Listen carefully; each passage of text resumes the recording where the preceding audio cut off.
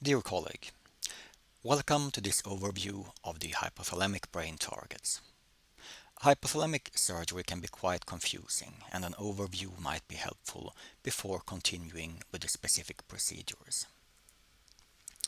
The hypothalamus is about the size of an almond and located beneath the thalamus, anterior to the mammillary bodies and extending to the optic chiasm. It consists of several small nuclei and is part of the limbic system.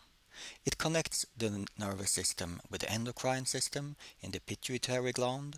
It is a highly complex area involved in temperature regulation, hunger, thirst, circadian rhythm, sleep, sexuality, parenting, etc.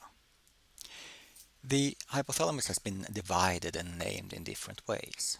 This is also true regarding the different surgical procedures.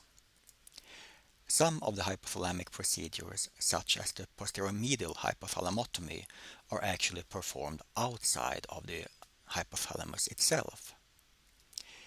In this lecture, we will follow the surgical tradition and deal with procedures that are, or at least have been, considered as hypothalamic, even when this might not be the case from a strictly anatomical point of view. Concerning the hypothalamus as a surgical target, Walter Rudolf Hess shared the Nobel Prize with Egas Moniz in 1949 for his animal experiments with distractions and stimulation in the hypothalamus. Based on these experiments, the first stereotactic procedures were performed at least as early as 1949 and published in 51 by Spiegel and Weiss. They operated 25 patients with lesions in what they called the lateral hypothalamus. It is difficult to decide on their exact target, but it was at least very medial as seen above. Kei Osano published his results on hypothalamotomy for aggressive behavior in 62, and hypothalamotomies were later used also for sexual deviations, obesity, hedonia, pain, and epilepsy. Recently, the hypothalamus has been rediscovered as a target for various DBS procedures. From a neurosurgical point of view, a very simplified view of the hypothalamus might be sufficient for an everyday understanding of the different procedures. There are variations, but there are basically four target areas. The only area that is used today is in the posterior area, which is divided into a medial and a lateral part. The medial area, or posteromedial, is roughly the area slightly anterior and medial to the anterior border of the red nucleus. It's used mainly in DBS for cluster headache and aggression. The lateral area, which might perhaps be called also posterolateral area, is roughly the area slightly anterior of the anterior border of the red nucleus and lateral to the center of the red nucleus. This is the area where the medial forebrain bundle and often limbic STN is targeted, implanted. It is mainly stimulated in depression and OCD. We have then the ventromedial or anterior area.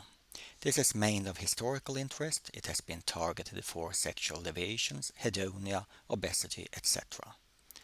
And finally, we have an area which in the literature is called lateral, but is probably better described by the term anterolateral, since this is not to be confused with the posterior lateral target area. This has been used without success for obesity. So, let us start with the medial or posteromedial hypothalamus, located roughly slightly anterior of the anterior border of the red nucleus and medial to the center of the red nucleus. The medial hypothalamus was Sano's target for hypothalamotomies for aggression, characterized by sudden and unpredictable outbursts of unprovoked aggression, including self-mutilation behavior. This target is also known as the triangle of Sano, or as he himself called it, the ergotropic triangle, located between the midpoint of the intercommissural line, the rostral end of the aqueduct, and the anterior border of the mammillary body in the lateral view. This target has now been rediscovered for DBS for aggressions and slightly more lateral also for DBS for cluster headache. Hypothalamotomy for aggressiveness is further described in the lecture Hypothalamotomy. Concerning DBS, this target was rediscovered by the group of Francini, who reported favorable outcome in aggressive patients. And positive results have also been presented by Kuhn, Torres, and others in a small numbers of procedures. For details, please consult the lecture on DBS for aggressiveness by Cristina Torres, which will become available during 2019. DBS was later pioneered by the Milano group for cluster headache, slightly more lateral with good results, and this has since been reproduced in several studies by different groups. For further details regarding DBS for cluster headache, please consult the lecture Targeting the Posterior Hypothalamic Area for Cluster Headache. Even further lateral, we have the so-called lateral area. This was targeted for stimulation in schizophrenia by Robert Heath, who concentrated on the septal area and the medial forebrain bundle, also known as the lateral hypothalamic axon system. The medial forebrain bundle stretches for a long distance and is currently being targeted for OCD far away from the hypothalamus and its surroundings. However, the medial forebrain bundle has in recent years been mostly discussed in relation to the studies of Volker Koenen on both depression and OCD, and whose target we see here. The limbic STN has also been stimulated for OCD, and it would perhaps be to overstretch to include this limbic STN in this lateral area. However, to judge from the published images, it seems as if the electrodes in limbic STN DBS are often located medial to the actual nucleus. And if we look at the center image here of limbic STN DBS from Queen Square, I can personally see no difference in electrode location when I compare it with the image of DBS in the medial forebrain bundle from the group of Volker Koenen. I will not discuss the medial forebrain bundle in any detail, but we have targeted the medial forebrain bundle for depression in a few patients with limited success. And we did it as described in the lecture above, 2 mm anterior of the anterior border of the red nucleus, but concerning the laterality, we used the midline of the red nucleus. Based on the tendency for posteromedial deviation and the publications of Volker Koenen and limbic STN DBS, it would probably have been better to choose a laterality between the midline of the red nucleus and the middle border of the STN, and perhaps slightly more anterior as well. According to Koenen, the medial forebrain bundle has a certain variability and should not be targeted based on anatomical landmarks, but based on tractography, which might be correct. We will at some point in the future add a lecture on tractography-based targeting of the medial forebrain bundle.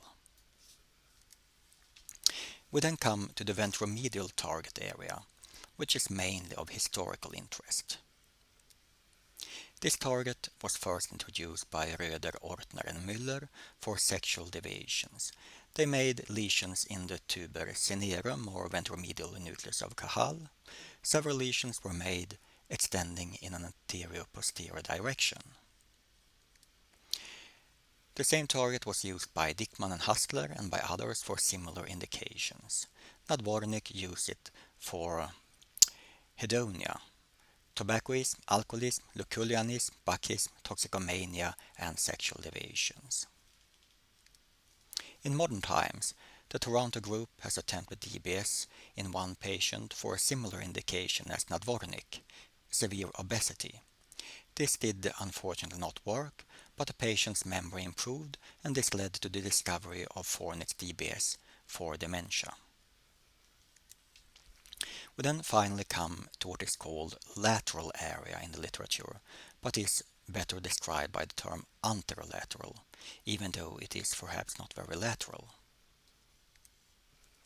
Here, simulation and lesioning for obesity was tried already in 74 by Quade et al., however also without much success, and later Whiting et al. Applied chronic DBS but also without success. There must probably be much overlap between electrodes placed in this target and those placed in the target in the inferior thalamic peduncle, and to some extent also with electrodes placed in the bed nucleus or stria terminalis. The target, as displayed slightly higher on the ACPC level, should be located about here, and here we see the target in the inferior thalamic peduncle of Velasco and of Lozano, and finally the BNST target of Notin. And with this I end this presentation. Please consult the other lectures on hypothalamic surgery on the Stereotactic Academy for further details. Thank you.